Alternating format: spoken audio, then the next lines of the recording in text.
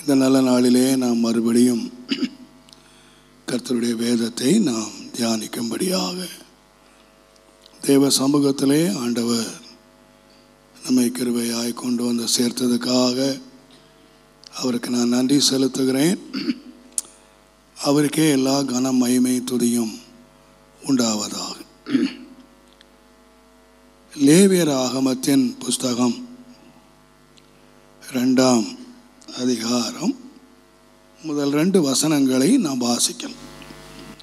ஒருவன் போஜன பலியாகிய காணிக்கையை கர்த்தருக்கு செலுத்த வேண்டுமானால் அவன் காணிக்கை மெல்லிய மாவாய் இருப்பதாக அவன் அதன் மேல் எண்ணெய் வார்த்து அதன் மேல் தூப வர்க்கம் போட்டு அதை ஆரோனின் குமாரராகிய ஆசாரிகளிடத்திலே கொண்டு வருவானாக. அப்பொழுது ஆசாரியன் அந்த மாவிலும் எண்ணெயிலும் ஒரு கைப்பிடி நிறைய தூப வர்க்கம் எல்லாவற்றோடு எடுத்து அதை பலிபீடத்தின் மேல் ஞாபக குறியாக தகனிக்க கடவன். இது கர்த்தருக்கு சுகந்த வாசனையான தகன பலி. அன்பின் ஆண்டவரே, நன்றியோடு நாங்கள் உம்மை ஸ்தோத்திரிக்கிறோம். இந்த ஆசீர்வதிக்கப்பட்ட வேலைக்காக உமக்கு நன்றி. மறுபடியும் வாசித்த இந்த வேத பகுதியை உம்முடைய இரக்கமுள்ள கரங்களிலே அடியான் ஒப்பு கொடுக்கிறேன். தேவரீர் தயவாய் கருத்தில் எடுத்து ஆசீர்வதித்து தம்முடைய ஜீவனை எல்லாவற்றிலும் விளங்க பண்ணி தம்முடைய உயர்ந்த நாமத்தை சகலத்திலும் மகிமைப்படுத்தி கிருபையை பெரிதாய் வெளிப்படுத்தும்படி அடியான் ஜெபிக்கிறேன். ஆசீர்வதியும் இயேசுவின் நாமத்தில் பிதாவே, ஆமென். ஆண்டவருடைய அளவற்ற கிருபையினாலே நாம் ஆசரிப்பு கூடாரம் என்ற பகுதியை நாம் சிந்தித்து கொண்டு வருகிறோம். ஆசரிப்பு கூடாரத்தினுடைய அமைப்பு, ஆசரிப்பு கூடாரத்திலே உள்ள பொருட்கள், அதில் பணிவிடை செய்கிற ஆசாரியர்கள், அவர்கள் அணிந்திருக்க வேண்டிய வஸ்திரங்கள், அவர்களுடைய அழைப்புகள், இவைகளை நாம் ஒவ்வொன்றாக நாம் தியானித்திருக்கிறோம். நாம் ஆசரிப்பு செலுத்த வேண்டிய பலிகளை குறித்து இந்த நாட்களிலே நாம் சிந்தித்து கொண்டு வருகிறோம். கடந்த நாட்களிலே நாம் செலுத்த வேண்டிய சர்வாங்க தகன பலி, அதை குறித்து நாம் விளக்கமாய் கவனித்தோம். கடந்த வாரத்திலே செலுத்த வேண்டிய போஜன பலியை குறித்து நாம் கவனித்தோம். முன்னே சொன்னது போல சர்வாங்க தகன பலி, போஜன பலி, சமாதான பலி, பாவ நிவாரண பலி, குற்ற நிவாரண பலி ஆகிய 5 மிக முக்கியமான பலிகள் வேதத்தில் சொல்லப்பட்டிருக்கிறது. மற்ற கிளை பலிகளை பற்றியும் பின்னாலே வாசிக்கலாம். மெயினாக சொல்ல வேண்டுமானால் சர்வாங்க தகன பலி, போஜன பலி, சமாதான பலி, குற்ற நிவாரண பலி, பாவ நிவாரண பலி ஆகிய 5 பலிகளை நாம் சொல்லலாம். ரெண்டாவதாக இங்கே சொல்லப்படுகிறது போஜன பலி என்று நாம் வாசிக்கிறோம். இந்த பலியை குறித்து நாம் வாசிக்கும்போது இது கர்த்தருக்கு சுகந்த வாசனையான தகன பலி என்று தேவனுடைய நாமத்துக்கு மகிமை உண்டாவதாக. இந்த பலியிலே நாம் கடந்த வாரத்தில் சிலவற்றை கவனித்தோம். இப்பொழுது இந்த போஜன பலியிலே கலக்க வேண்டிய, அதை உருவாக்க வேண்டிய முறையை குறித்து நான் வாசிக்கிறோம். அந்த போஜன பலியை குறித்து எழுதும் பொழுது 1ஆம் வசனத்தில் அதை அவன் காணிக்கை மெல்லிய மாவாய் இருப்பதாக, ஒரு போஜன பலி என்று சொல்லுகிறது மாவாய் இருப்பதாக அப்படின்னு சொல்ல, கோதுமை மாவை கொண்டு வா என்று சொல்லலை. காணிக்கையாக கொண்டு வர வேண்டுமானால் மெல்லிய மாவாக, வெரி நைஸ். அது ரொம்ப, அந்த மெல்லிய மாவை குறித்து நான் சற்று சிந்தித்தேன். இந்த கோதுமையை நீங்கள் கவனித்தீர்களானால், கோதுமை 3 விதங்களிலே பயன்படுது. மிக முக்கியமாக ஒரு அறுவடை ஆகிற கோதுமை 3 விதமாக பயன்படுகிறது. ஒன்று, விதை தானியமாக பயன்படுகிறது. அறுக்கிற கோதுமையெல்லாம் அவன் சாப்பிட்டான்னு சொன்னால் அப்புறம் அது விருத்தி ஆக முடியாது. அதனால் அவன் அறுவடை செய்கிற கோதுமையிலே ஒரு பகுதி அவன் என்ன எடுத்து வைக்கிறான் என்று கேட்டால் விதைத்தானியமாக எடுத்து வைக்கிறான். தேவனுடைய நாமத்துக்கு மகிமை உண்டாவதாக.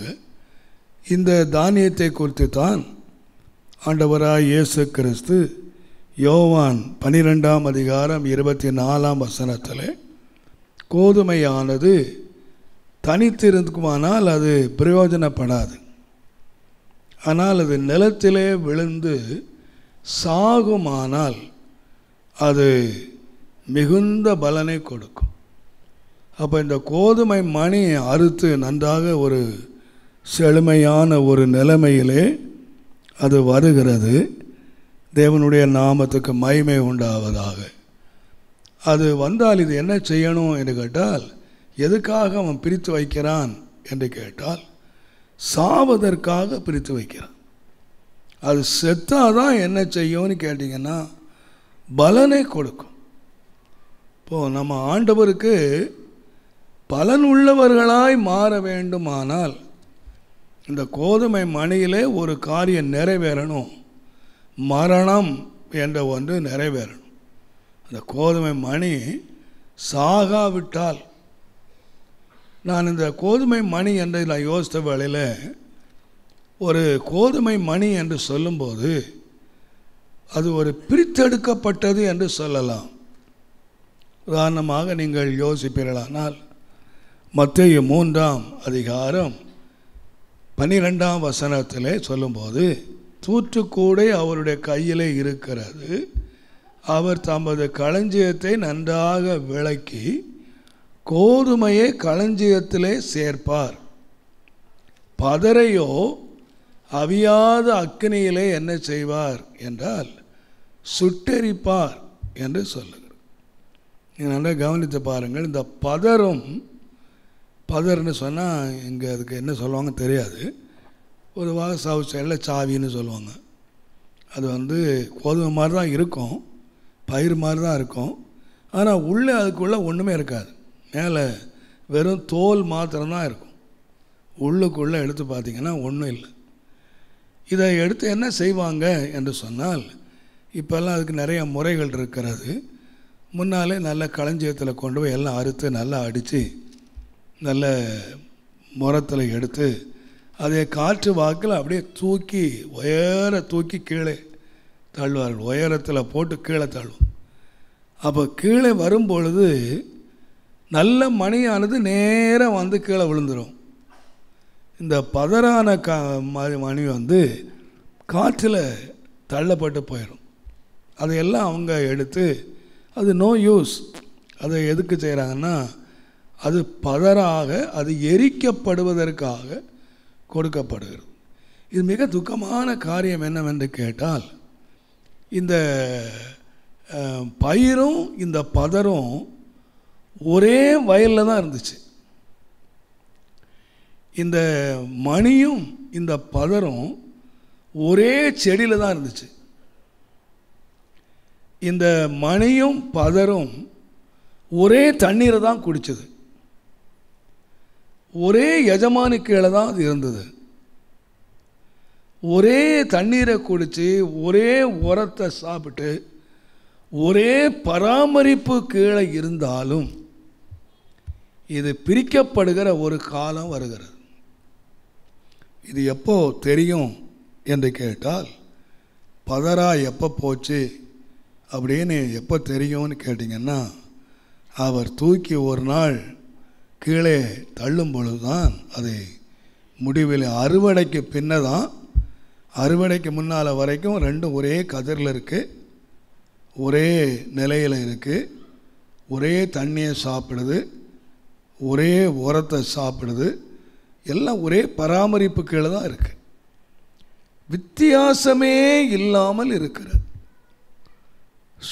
ரொம்ப துக்கம் என்ன என்று கேட்டால், முடிவிலே ஒன்று அக்கினிக்கு போகிறது, இன்னொன்று களஞ்சியத்துக்கு போகிறது. இது எது வரைக்கும் தெரியாது என்று சொன்னால் லாஸ்ட் ஃபைனல், கடைசி வரைக்கும் ஒரே விதமாக ஒரே இடத்திலே இருக்கிறது. இப்போ நான் அதை ரொம்ப துக்கமாக யோசித்து பார்த்தேன்.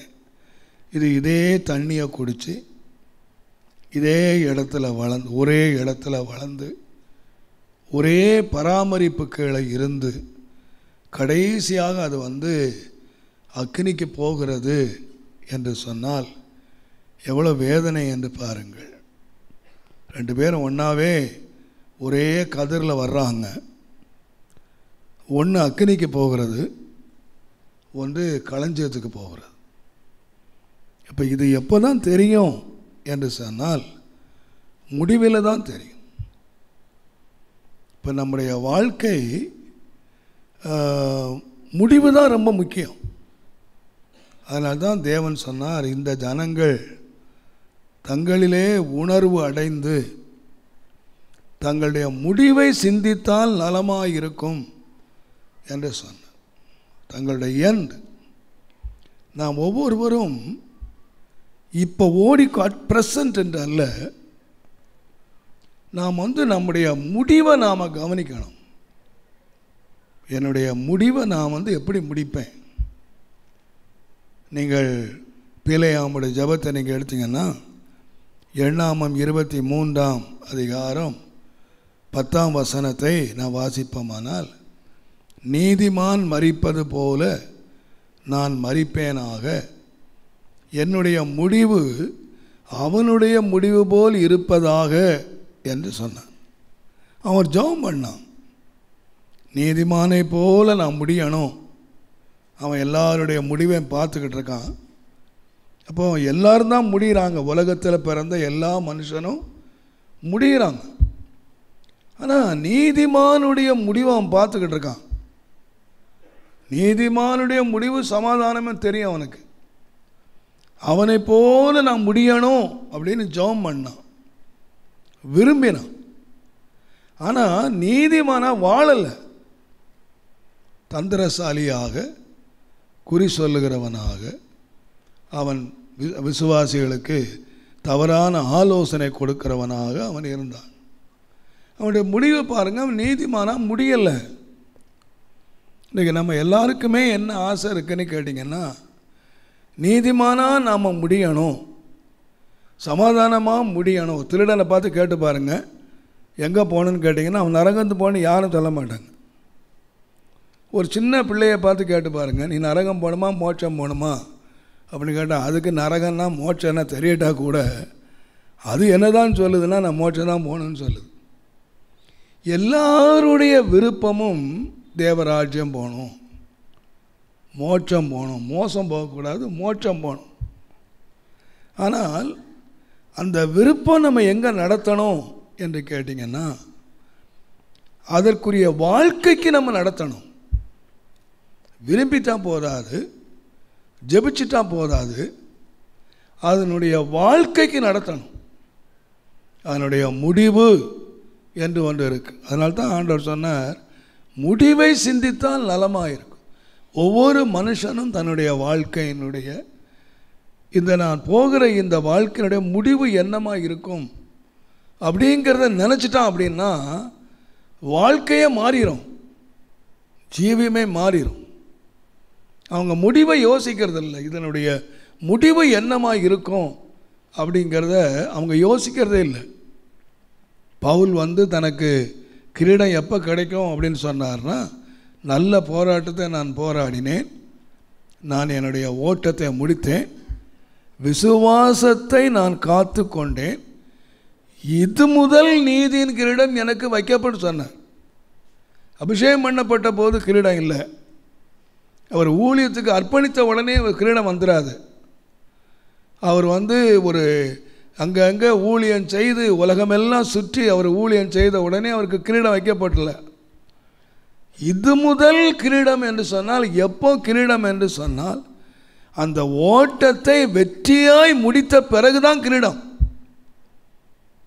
உங்களுக்கு தெரியும், ஒரு ஒலிம்பிக் கேம்ஸ் நடக்க அப்படின்னா அந்த கேம்ஸ் ஆரம்பிக்கிறதுக்கு முன்னாலேயே ஒரு 6 மாதத்துக்கு முன்னாலே அந்த ஒலிம்பிக்கினுடைய அந்த கப்பை காட்டிடுவாங்க எல்லாருக்கும். இதான் கப்பு, இந்த கப்பு இங்கே இருக்குது. ஆனால் இந்த கப்பு யாருக்கு கிடைக்கும் அப்படின்னு கேட்டிங்கன்னா, ஒலிம்பிக்கில் விளையாடுறவங்கெல்லாம் கிடைக்காது. ஒலிம்பிக்கை எத்தனையோ விளையாடுறாங்க, நூற்றுக்கணக்கான பேர் அதில் விளையாடுறாங்க, பல விளையாட்டு இருக்குது. எல்லாருக்கும் அந்த கப்பு கிடச்சிடாது. கப்பை வேணுமான பார்க்கலாம், ஆனால் யார் பெற்றுக்கொள்ளுவாங்க அப்படின்னு கேட்டால், தன்னுடைய ஓட்டத்தை வெற்றியாக முடித்தவன் தான் பெற்றுக்கொள்வான்.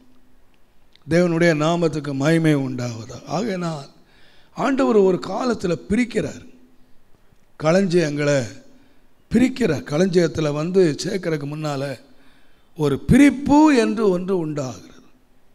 அங்கே தான் பெரிய வேதனை உண்டாகிறது. இதுவரைக்கும் ஒன்றாகவே இருந்து ஒரே கதிரில் ஒரே சபையில் வளர்ந்து கடைசியில் எங்கே போய் முடிகிறாங்கன்னு கேட்டிங்கன்னா, ஒரு கூட்டம் மகிமைக்குள்ளே பிரவேசிக்குது, இன்னொரு கூட்டம் அக்னிக்குள்ளே பிரவேசிக்குது. இன்றைக்கி சிலர் நினைக்கிறாங்க, சிலர் இன்றைக்கி ரொம்ப துணிகராக பேசிகிட்டு இருக்காங்க, நம்ம கிருபையினால் நாம் ரட்சிக்கப்பட்டுட்டோம் அப்படின்னு சொன்னால் நம்ம என்ன வேணுமானாலும் செய்யலாம். நமக்கு ரொம்ப அன்புள்ள ஆண்டவர், அவர் நம்முடைய நரகமே வச்சுருக்கல அப்படின்னு நான் வேதத்தில் எத்தனை வசனங்களை காட்டுவேன். நான் ஊழியர் மீட்டிங்கில் ரொம்ப தைரியமாக நான் பிரசங்கிச்சிருக்கேன். ஊழியத்துக்கு வந்துட்டதுனால, ஊழியம் என்று வந்துட்டதுனால பரலோகம் இல்லை, ஜிப்பா போட்டதுனால பரலோகம் இல்லை, அவ்வளோ சீப்பாக இல்லை. பரலோகம் ஜிப்பா போட்டால் பரலோகம்னா எல்லாருமே ஜிப்பா போட்டுக்கலாம், ரொம்ப ஈஸி. பரலோகம் நிறைய நினச்சிக்கிறாங்க, பரலோகம் ரொம்ப ஈஸியாக விளையாடிக்கிட்டு இருக்காங்க. இல்லை இல்லை, நமக்குள்ள ஓட்டத்தை நான் பயத்தோடு நான் சொல்லுவேன். தேவன் ஒரு ராவெல்லாம் ஜெபம் பண்ணி 12 அப்போஸ்தலர்களை தெரிந்தெடுத்தார். அவங்க அப்போஸ்தலர்கள், வேறு பிரிக்கப்பட்டவர்கள். அவங்க சொன்னாங்க ஆண்டவர்கிட்ட, நாங்கள் எல்லாத்தையும் விட்டுட்டோம், பின்பற்றினோன்னு சொன்னாங்க. வீட்டை விட்டாங்க, நாட்டை விட்டாங்க, வேலையை விட்டாங்க, தொழிலை விட்டாங்க, எல்லாத்தையும் விட்டாங்க. அவங்க யார் அவங்களுக்கு உபதேசம் பண்ணான்னு கேட்டிங்கன்னா, தாமஸ் ராஜ் இல்லை, எந்த பிஷப்பும் பவுலும் இல்லை. 3 வருஷம் இயேசுவோட படுத்திருந்தாங்க, இயேசுவோட சாப்பிட்டாங்க, இயேசுவோட தூங்கினாங்க, இயேசுவினுடைய திருவாய் மொழியை கேட்டாங்க, இயேசுவினுடைய வாழ்க்கையை பார்த்தாங்க, அவர் ஜெபிக்கிறத பார்த்தாங்க, அவர் உபவாசிக்கிறத பார்த்தாங்க, அவருடைய நற்பண்புகளை பார்த்தாங்க, அவரோட தங்கியிருந்தாங்க, அவர் செய்கிற அற்புதங்களை பார்த்தாங்க, என்னெல்லாமோ பார்த்தாங்க. ஆனால் 3 ஆண்டினுடைய முடிவை எடுத்து பாருங்கள், அவங்களுடைய ஊழியத்தினுடைய முடிவை எடுத்து பாருங்கள். யூதாசை பற்றி சொல்லியிருக்கிறது, கேட்டின் மகன் கெட்டுப்போனான் என்று சொல்லியிருக்கு. இந்த கேட்டு மகன் எங்கேருந்து கெட்டுப்போனான்? இயேசுவோடு தான் இருந்தான். 3 வருஷம் இயேசுவோட கூட இருந்தான், இயேசுவோடு தங்கினான், இயேசுவோடு சாப்பிட்டான். எங்கேப்பா போய் முடிச்ச? உன் லைஃப் எங்கே முடிஞ்சது? நம்ம நினச்சக்கூடாது, நம்ம நல்ல ஒரு சபையில் இருக்கிறோம், நல்ல பிரசங்கம் கேட்டுக்கிட்டு இருக்கோம், நல்ல வசனம் கேட்டுக்கிட்டு இருக்கோம், நமக்கு ரொம்ப ஓகே நினச்சிடக்கூடாது. கேட்கறதுக்கு நம்முடைய வாழ்க்கை சரி பண்ணியிருக்கோமான்னு யோசிக்கணும். நம்முடைய வாழ்க்கை சீர்படுத்தியிருக்கோமா? ஒரு சபை பரலோகத்துக்கு கொண்டு போகாது, ஒரு பாஸ்டர் உங்களை பரலோகம் கொண்டு போக மாட்டார். நான் சொல்லுவேன், அவருக்கே கேரண்டி இல்லை. அப்போஸ்தலனாகிய பவுலே சொன்னார், நான் எப்படியாயிலும் உயிரோடு எழுந்திருக்க தகுதியாகும்படிக்குன்னு அவரே சொன்னார்னா நாமெல்லாம் எக்கதி. No guarantee. நம்ம அதுக்குரிய நிலையில் வாழணும். ஏதோ ரட்சிக்கப்பட்டுட்டோம், ஞானஸ்நானம் எடுத்துட்டோம், வேணுமான 2 வார்த்தை அந்நிய பாஷையில் கூட பேசிட்டோம், இதெல்லாம் நமக்கு நம்மை ஆயத்தப்படுத்துமே தவிர இது கேரண்டி அல்ல.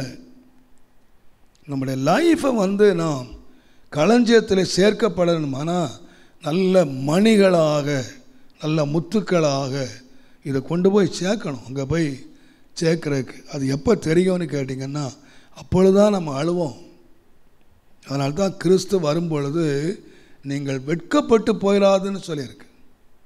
அவர் வரும் நாளிலே 1 யோவான், தேவனுடைய நாமத்துக்கு மகிமை உண்டாவதாக, அப்போஸ்தலனாகிய யோவான் எழுதின நிருபம் 2ஆம் அதிகாரம் 28ஆம் வசனம் பாருங்கள். இப்படி இருக்க பிள்ளைகளே, அவர் வெளிப்படும்போது நாம் அவர் வருகையில் அவருக்கு முன்பாக வெட்கப்பட்டு போகாமல். யாரு? நாம். நீங்கன்னு எழுதலை. அவருக்கு அவள் தைரியம் இல்லை. எங்களுடைய ஐக்கியம் இயேசுவோடும் பிதாவோடு எழுத சொல்கிறவர் பயத்தோடு தன்னையும் சேர்த்து எழுதுகிறார். அவர் வரும்பொழுது நாம் வெட்கப்பட்டு போயிடக்கூடாது. அவரில் நிலச்சிருங்க, அவரில் ஐக்கியமாயிருங்க, நாம் வெட்கப்பட்டு போயிடக்கூடாது. நான் சொல்லுவேன், கிறிஸ்தவங்க வெட்கப்பட்டு போயிடுவாங்க, பாஸ்டர்ஸ் வெட்கப்பட்டு போயிடுவாங்க, கர்த்தருக்கு ஊழியம் செய்தவங்க வெட்கப்பட்டு போயிடுவாங்க. அதனால தான் வேதத்தில் எழுதியிருக்கு, யூதாஸ் தனக்குரிய இடத்துக்கு போயிட்டான். அவனுக்குரிய இடம் அதுவா இல்லை. ஆண்டவர் சொன்னார், நீங்கள் 12 சிங்காசனத்தில் உட்கார்ந்து நீங்கள் 12 கோத்திரத்தை நியாயம் தீர்ப்பீங்க என்கிற அபிஷேகத்தை அவன் பெற்றவன். ஆனால் அவனோட வாழ்க்கை முழுவதும் பணத்தின் மேலேயே குறியாக இருந்துச்சு. பணத்தை நிலத்தை சம்பாதிக்கிறதுலே குறியாக இருந்தான். வேதம் சொல்லுகிறது, நிலத்தை அவன் சம்பாதித்தான். அவன் என்ன சொன்னான் அவன்கிட்ட? ஆண்டவர்கிட்ட, ஆண்டவரே நான் எல்லாத்தையும் விட்டுட்டேன், எல்லாத்தையும் விட்டு பின்பற்றினேன். ஆனால் வேதம் சொல்லுது, கடைசியாக நிலத்தை அவன் சம்பாதித்தான். முடிவு என்ன? அந்த நிலம் அவன் சாவருக்கு தான் போதுமா இருந்துச்சு. அப்போ நான் சொல்லுவேன், நம்முடைய வாழ்க்கை நாம் ஒவ்வொரு நாளும் யோசிக்கணும், என் வாழ்க்கை இப்படியே போச்சுன்னா இதனுடைய முடிவு என்ன? நான் எப்படி முடிவேன்? சமாதானமாக நான் முடிவேனா? நான் வெற்றியாக என் வாழ்க்கையை முடிப்பேனா? ஆண்டவரோடு என் வாழ்க்கையை நான் முடிப்பேனா? அதனால்தான் பவுல் இதில் ரொம்ப கவனமாக இருந்தார். அப்போஸ்தலர் 20ஆம் அதிகாரத்தில் தீர்க்கதரிசனம் சொன்னாங்க, உன்னை விதமாய் கட்டி உன்னை காவலிலே ஒப்பு கொடுப்பார்கள் என்று சொன்ன பொழுது அவர் சொன்னார் 20:24, நான் இதை ஒன்றை குறித்து கவலைப்பட மாட்டேன், என் பிராணனையும் நான் அருமையாக எண்ண மாட்டேன். நான் ஒன்று செய்கிறேன், என்னுடைய ஓட்டத்தை நான் சந்தோஷமாக முடிக்கணும்.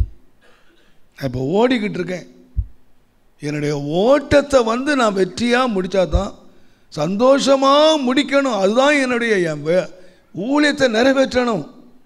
என்னுடைய ஓட்டத்தை நான் சந்தோஷமாக முடிக்கணும், அது ஒன்று தான் என்னுடைய லக்கு. பவுல் சொல்கிறவள் அடிக்கடி அவர் சொல்கிறார், என் லக்கை நோக்கி நான் தொடருகிறேன். அப்படியானால் ஒரு போஜன பலி என்று வர வேண்டுமானால் அது முதலாவது யாராக இருக்கணும்னு சொன்னீங்கன்னா ஒரு மணியாக இருக்கணும், நல்ல முதிர்ந்த பயிராக அது இருக்கணும். இந்த முதிர்ந்த பயிரையும் 3 விதமாக அவன் பிரிக்கிறான். ஒன்று சாவதற்காக, ஒன்று களஞ்சியத்தில் சேர்த்து வைப்பதற்காக, இன்னொன்று தேவ சமூகத்தில் பலியாய் கொண்டு வருவதற்காக. இந்த 3 எங்கிருந்து பிரிக்கிறான் என்று கேட்டால் தேறினவர்கள் மத்தியில் இருந்து பிரிக்கிறான். இதை பிரிக்கிறது கதிராக இருக்கும்போது பிரிக்க மாட்டான், இதை களஞ்சியத்துக்கு வந்த பிறகு பிரிக்கிறான். 3 விதத்தில் பிரிக்கிறான். ஒன்று விதையாய் பிரித்தால் அது சாவதற்கு பிரிக்கிறான். அது சாகுமானால் மிகுந்த பலனை கொடுக்கும், அநேகருக்கு பலனை கொடுக்கும். அப்போ அது சாகணும். விசுவாசிகள் நான் சொல்லுவேன் சாகணும்னு சொல்வேன். நாம் நிறைய காரியங்களுக்கு நாம் இன்னும் சாகலை. அடிக்கடி நான் சொல்லுவேன், நாம் அடக்கம் பண்ணப்பட்டால் ஒழிய நம்ம ஒரு புதிய ஜீவனை பெற்றுக்கொள்ள முடியாது. நமக்குள்ள ஒரு மரணம் என்று ஒன்று வரணும். மரிக்காமல் நாம் உயிர்த்தெழ முடியாது. நீங்கள் இயேசுவோடு கூட நீங்கள் மரித்தது உண்டானால் என்று சொன்னார். நாம் இயேசுவோடு எழும்பணும் அப்படின்னு சொன்னால் நாம் இயேசுவோடு மரிச்சிருக்கணும். நம்முடைய வாழ்க்கை ஒரு மரணம் என் நிலைமைக்குள்ள வரணும். நம்முடைய சுபாவங்கள் மரிக்கணும். அப்படியே ரட்சிக்கப்படுக்கும் முன்னாலே இப்படி தான் இருந்தேன், இப்போவும் அப்படி தான் இருக்கேன், ஞானஸ்நானம் எடுத்து 20 வருஷம் ஆச்சு, இன்னும் எந்த மாற்றம் இல்லாமல் அப்படியே இருக்கிறேன் அப்படின்னு சொன்னால் உயிர்த்தெழுவோம் என்ற நம்பிக்கையை நாம் அஞ்சிருக்கக்கூடாது, ஏமாற்றிக்கொள்ளக்கூடாது. நான் இன்றைக்கு இந்த விதைக்கிற அனுபவத்தை மாத்திரம் அல்ல, இந்த களஞ்சியத்தில் சேர்க்கும்போது அந்த லூக்கா 12ஆம் அதிகாரம் 19ஆம் வசனத்தில் நீ களஞ்சியத்தில் சேர்த்து வைப்பேன், அப்போ நான் நிறைய வருஷத்துக்கு புசித்து குடித்து பூரிப்பாக இரு. அப்போ நான் சொல்லுவேன், ஒன்று பலன் கொடுக்கிறது, களஞ்சியத்தில் சேர்க்கிறது மற்றவங்களை சந்தோஷப்படுத்து. அதிகமாய் விளைஞ்சு இதை கொண்டு போய் களஞ்சியத்தில் சேர்த்தா இந்த விதை தானியம் என்ன செய்கிறது என்று கேட்டால் தன் எஜமானை சந்தோஷப்படுத்துது. அவன் இந்த விளைஞ்சோடனே நீ புசித்து குடித்து சந்தோஷமாக இரு. எதனால் அவன் சந்தோஷம் ஆனான்னு கேட்டிங்கன்னா இந்த கோதுமை மணியினுடைய பெருக்கத்தினால். அப்போ ஒரு மணி என்ன செய்யுதுன்னு கேட்டிங்கன்னா ஒன்று பலன் கொடுக்குது, இன்னொன்று அடுத்தவங்களை சந்தோஷப்படுத்துது. ஒரு கிறிஸ்தவ வாழ்க்கை என்று சொல்லுகிறது மற்றவங்களை சந்தோஷப்படுத்துறதுக்காக தேவன் வச்சிருக்கார். தேவன் ஒரு கிறிஸ்தவனுடைய வாழ்க்கையினுடைய மிக முக்கியமான லைஃப் என்னன்னு கேட்டிங்கன்னா நமக்காக வாழாமல். இயேசுவும் தமக்கே பிரியமாக வாழலை, தமக்கு இஷ்டமாக வாழலை, தமக்கு பிரியமாக சந்தோஷப்படுத்துக வாழலை, மற்றவர்களை சந்தோஷப்படுத்தினார். உண்மையாக ஒரு கிறிஸ்தவனுடைய வாழ்க்கை நாம் மற்றவர்களை சந்தோஷப்படுத்தும். அதுக்கு தான் ஆண்டவர் நம்மை இந்த உலகத்தில் நம்மை சிருஷ்டித்து வைத்திருக்கிறார். இன்றைக்கி நாம் என்ன நினைக்கிறோம் கேட்டிங்கன்னா நம்ம யாரும் சந்தோஷப்படுத்தலைன்னு சொன்னால் நல்ல பம்பு மாதிரி சீறிடுறோம். நம்ம எண்ணமே என்னன்னு கேட்டிங்கன்னா எல்லாரும் நம்ம சந்தோஷப்படுத்தணும். இல்லை இல்லை, ஒரு நீங்கள் எந்த வசனத்தை எடுத்து பாருங்கள், தேவன் ஒரு கிறிஸ்தவனை ரட்சித்திருப்பார் ஆனால், ஒரு மனுஷனை ரட்சித்திருப்பார் ஆனால் அவனுடைய வாழ்க்கை இந்த உலகத்தில் மற்றவர்களை சந்தோஷப்படுத்தக்கூடிய ஒரு வாழ்க்கையாக இருக்கணும். யோவான் ஸ்நானகன் இந்த உலகத்தில் பிறந்த பொழுது அவன் பிறப்பு நிமித்தம் நீ சந்தோஷப்படுவாய், அநேகர் சந்தோஷப்படுவார்கள். நம்முடைய வாழ்க்கை இயேசு இந்த உலகத்தில் பிறந்த பொழுது எல்லாருக்கும் சந்தோஷத்தை உண்டாக்கும் நற்செய்தியை நான் உங்களுக்கு அறிவிக்கிறேன். இன்றைக்கு ரட்சகர் இயேசு பிறந்திருக்கிறார். இதுவரைக்கும் எல்லாருக்கும் சந்தோஷம் உண்டாக்குற ஒருத்தர் இந்த உலகத்தில் பிறக்கவே இல்லை. நான் சொல்லுவேன், ஆண்டவராக இயேசு கிறிஸ்து இந்த உலகத்தில் நம்மை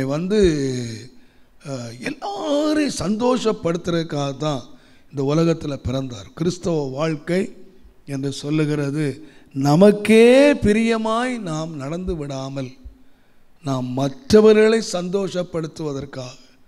தேவனுடைய நாமத்துக்கு மகிமை கனமும் துதியும் உண்டாவதாக. அந்த ரெண்டாவது சந்தோஷ, மூன்றாவதாக ஒரு அந்த விதையை அவன் பிரிக்கிறான். எதுக்குன்னு கேட்டிங்கன்னா தேவ சந்நிதியிலே அது சுகந்த வாசனையாக மாறி மற்றவர்களுக்கு ஆசீர்வாதமாய் மாறும்படி. மற்றவங்களை சந்தோஷப்படுத்துறதுக்கு இல்லை, மற்றவங்களுக்கு ஆசீர்வாதம். சுகந்த வாசனையை கர்த்தர் முகரும்போது சாபம் நீங்கி ஆசீர்வாதம் உண்டாகும். அப்போ ஒரு தேவனுடைய பிள்ளையை ஆண்டவர் பலன் கொடுப்பதற்கு மாத்திரமல்ல, சந்தோஷப்படுத்துவதற்கு மாத்திரமல்ல, மற்றவருடைய சாபத்தை நீக்கி ஆசீர்வாதம் உண்டாக்குறதுக்காகவும் தேவன் அந்த மணிகளை தேர்ந்தெடுக்கிறார். இதை வேறு வேறு பகுதியாக பிரிக்கிறார். நீங்கள் ஒவ்வொன்றையும் நீங்கள் வசிப்பீங்கன்னா ஒவ்வொன்றிலும் நிறைவேற்றுகிற வேலை வித்தியாசம். பலன் கொடுக்கிற கோதுமை மணி சாகிறது, சந்தோஷப்படுத்துகிற கோதுமை மணி சேர்த்து வைக்கப்படுகிறது. தேவ சமூகத்தில் பலியாக மாறுகிற மணி மெல்லிய மாவாக அரைக்கப்படுகிறது. மெல்லிய இந்த பாருங்க, ஒவ்வொரு மனுஷனையும் ஆண்டவர் ஒரே தேர்ந்தெடுக்கல.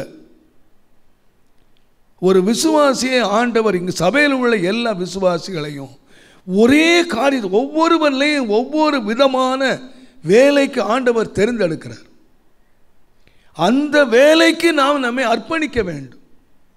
சரீரத்திலே அநேக அவயவங்கள் இருந்தாலும் அவயவங்களுக்கு தனியான வேலை. என்னை பயன்படுத்துறது போல உங்களை பயன்படுத்தாமல் இருக்கலாம், உங்களை பயன்படுத்துகிற போல என்னை பயன்படுத்தாமல் இருக்கலாம். ஆனால் நீங்கள் கோதுமை மணியாக இருப்பீர்கள். ஆனால் எந்த விதத்திலாயிலும் ஒரு விதத்திலே தேவன் உங்களை பயன்படுத்தாமல் இருக்க போகிறதே இல்லை. அப்படி உங்களை பயன்படுத்தலைன்னு சொன்னால் நீங்கள் பதறா போயிட்டீங்கன்னு அர்த்தம், தூக்கி வீசப்பட்டீங்கன்னு அர்த்தம். நீங்கள் ஒரு மணியாக இருந்தீங்கன்னா நிச்சயமாக நீங்கள் ஒரு விதத்தில் மற்றவங்களை சந்தோஷப்படுத்துகிறவங்களாக மாறணும். இல்லைன்னா நீங்கள் கர்த்தருக்கு பலன் உள்ளவர்களாக நீங்கள் மாறணும். இல்லைன்னா தேவனுக்கு பலியாக மாறணும். இந்த மணியில் இத்தனை வேலைகளை ஆண்டவர் செய்கிறார்.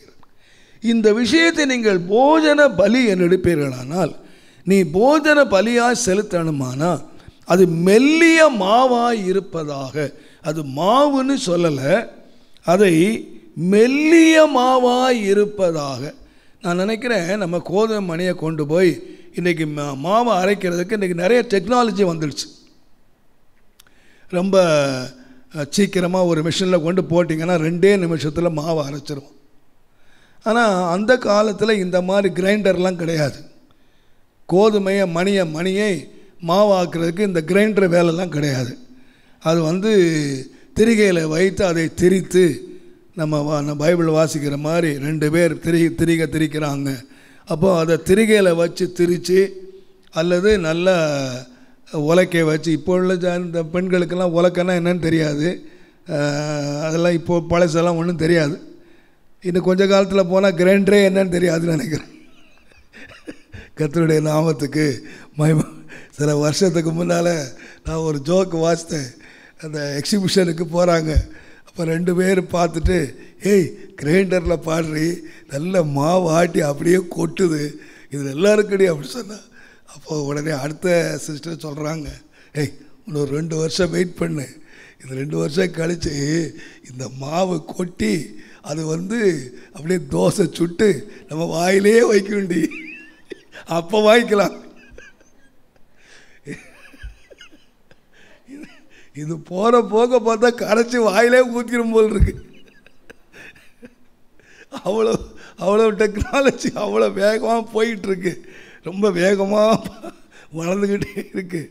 நம்ம பாட்டி அம்மாட்ட போய் இந்த மாதிரிலாம் நீங்கள் சொன்னீங்கன்னா அவங்களுக்கு விளங்காது. அவங்க உட்காந்து இடித்து போட்டு என்னெல்லாமா 2 பேர், இந்த பக்கம் ஒரு அக்கா அந்த பக்கம் ஒரு அக்கா போட்டு நின்று இடித்து சாப்பிட்டதெல்லாம் நமக்கு நீங்கள் பார்த்துருக்க மாட்டீங்க சார். நிறைய பேர் அது சொன்னால் உங்களுக்கு அது பழைய கதை மாதிரி தெரியும். கர்த்தருடைய நாமத்துக்கு மகிமை உண்டா. இப்போல்லாம் முன்னால் பட்டு போல் அரைக்கிறதுக்கு நல்லா அம்மி வச்சு அரைச்சாங்க. அம்மி இந்த காலத்து தெரியவே தெரியாது. அம்மின்னா அது என்னன்னு இனி அதெல்லாம் பைபிளில் எடுத்துடணும்.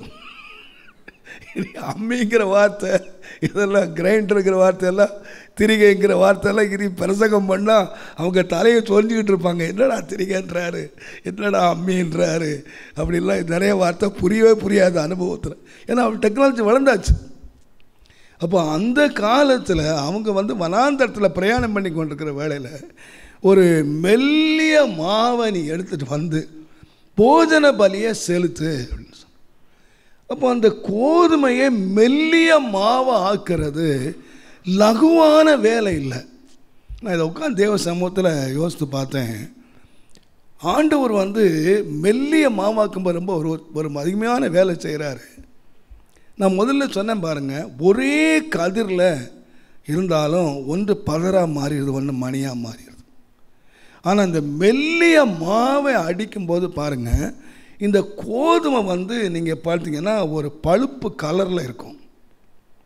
அது என்ன கலர் சொல்லுங்க, ஒரு சாக்லேட் கலர் வச்சுங்களேன். ஆனால் இதை மெல்லிய மாவாக நீங்கள் இடிக்கும்போது, அதை சலிக்கும்போது என்ன நடக்குன்னு கேட்டிங்கன்னா, முதலாவது பிறகு என்னன்னு கேட்டிங்கன்னா, அதோடு பிறந்த தோல். அதுக்கு இன்னொரு விதமாக சொன்னால் தவிடு. இது அந்த கோதுமை மணியிலேயே ஒட்டி இருக்கிறது, கூடவே பிறந்தது, கூடவே இருக்கிறது. இதுக்கு பேர் மணி தான், கோதுமை மணி. இதுக்கு கலர் கொடுக்கறதும் அந்த மேல் இருக்க தவிடு தான். அதனுடைய அழகான கலரை கோல்டன் கலரில் வச்சிருக்கிறதும் இந்த தவிடு தான். ஆனால் ஒரு மெல்லிய மாவு ஆகும்போது எது பிரிக்கப்படுகிறது என்று கேட்டிங்கன்னா, இதனோடு பிறந்து இதனோடு ஒட்டி இதனோடு வாழ்ந்து இது கோதுமை மணி என்ற பெயரோடு வளர்ந்த ஒன்று மேல் தோல் பெயரும் எடுத்துருவான். அதை நீங்கள் இடித்து சலிக்கும்போது அது மேலே தவிடு என்ற ஒரு பகுதியாக மேலே உள்ளது பிரிஞ்சிருது.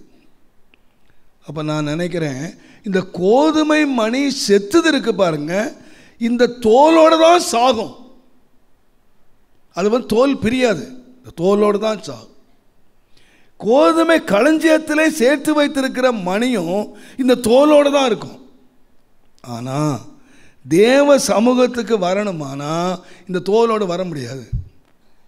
இந்த தவிட்டை நீக்கணும், மேல் பகுதியை நீக்கணும். இது நீக்கி எப்படி வரணும்னு கேட்டிங்கன்னா, பியூர் ஒயிட். ஒரு மெல்லிய மாவை நீங்கள் எடுத்து பார்த்தீங்கன்னு கேட்டிங்கன்னா, இது கோதுமை மணியாக இருக்கும்போது வேறு கலரில் இருக்கும்.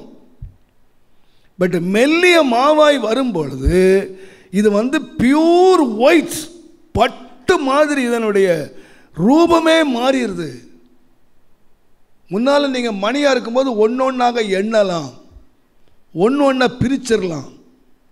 ஆனால் மவுடர் ஆகும்போது பிரிக்கவே முடியாது. இதனுடைய ரூபமே மாறிடுது, இதனுடைய கலரே மாறிடுது. இது முழு வெண்மையான நிலைமைக்குள்ளே வந்துடும். அப்போ நான் யோசித்து பார்த்தேன், ஆண்டவர் ஒரு தேவனுடைய பிள்ளையிலே தன்னை தேவ சமூகத்திலே கொண்டு வந்து இது வாசனை உள்ள ஒன்றாக மாறணுமானா அதில் நிறைவேற்றுகிற வேலை ரொம்ப கடுமையான வேலை. இதை எப்படி ஆக்கணும்னு கேட்டிங்கன்னா, மெல்லிய மாவு ஆக்கணும்னா இது வாங்குகிற இடி கொஞ்சம் அல்ல, இது வாங்குகிற உபத்திரவம் கொஞ்சம் அல்ல. ஏன்னா இந்த கோதுமை மணி எங்கே கொண்டு வர தேவன் தெரிந்து கொண்டார் என்று சொன்னால், பலியாக கொண்டு வருவதற்கு தேவன். நாம் இன்றைக்கி தைரியம் பாடிடுறோம், ஆண்டவரே என்னை ஜீவ பலியாக ஒப்பு கொடுக்குறேன், என்னை பலியாக ஒப்பு கொடுக்குறேன் அப்படின்னு தெரியாமல் கூட நாம் ஜெபம் பண்ணிடுறோம். ஆனால் நீங்கள் பலியாக தேவ சமூகத்துக்கு வர வேண்டுமானால் சாதாரணமான வேலை அல்ல. அது சாதாரண வந்துட முடியாது. நீங்கள் நல்ல முதிர்ந்த ஒரு பயிராக மாறிட்டேன், நல்ல மணி ஆயிட்டேன் என்று நீங்கள் வந்துட முடியாது. உங்களை இடிக்க வேண்டிய முறையாக இடித்து, நொறுக்க வேண்டிய முறையாக நொறுக்கி, சலிக்க வேண்டிய முறையாக சலித்து, சுருக்கமாக சொன்னால் அந்த அந்த அந்த இதில் பேர்ன அவர்கள் திரிகையில் வைத்து திரித்து ஒரு முறை திரிச்சிருவாங்க. திரிச்சிட்டு நல்லா ஜல்லடை போட்டு நல்லா சலிப்பாங்க. 2-3 ஜல்லடை வச்சுருப்பாங்க. அதை கடைசியாக மாவு ஜலிக்கிறதுக்கு ரொம்ப கண்ணுக்கு தெரியாத அளவில் ஜல்லடை வச்சுருப்பாங்க. மறுபடியும் ஒரு முறை படித்தாச்சு, திரும்ப போட்டு இடிக்கிறாங்க. அதை எது வரைக்கும் இடிக்கிறாங்கன்னு கேட்டிங்கன்னா, மாவாகிற வரைக்கும் அல்ல, மெல்லிய மாவாக மாறுகிற வரைக்கும். அப்போ அந்த மெல்லிய மாவு என்ற வார்த்தைக்குள்ளே தேவன் பலமுறை இடிக்கிறார் என்பதை மறந்துடக்கூடாது. நீங்கள் ஆண்டவரே நான் தேவ சமூகத்தில் ஒரு மெல்லிய மாவாய் என்னை மாற்றும், என்னை ஒரு போஜன பலியாக மாற்றும் அப்படின்னு சொன்னீங்கன்னா, ஆண்டவர் எப்படி கொண்டுருவார்னா அப்படியே கோதுமையாக கொண்டுற மாட்டார். அதுக்கு நிறைய இடி இருக்கிறது என்பதை நாம் மறந்து விடவே கூடாது. நான் நினச்சி பார்த்தேன், ஆண்டவர் இந்த ஒவ்வொரு நீங்கள் காலங்களை நீங்கள் எடுத்து பார்த்தீங்கன்னா, ஆண்டவர் பயன்படுத்தின மனிதர்களை எடுத்து பார்த்தீங்கன்னா, நான் யோசித்து பார்த்தேன், எனக்கு ரொம்ப வித்தியாசமாக இருந்தது. சங்கீத புஸ்தகம் 66ஆம் சங்கீதம் 12ஆம் வசனத்தை பாருங்கள்.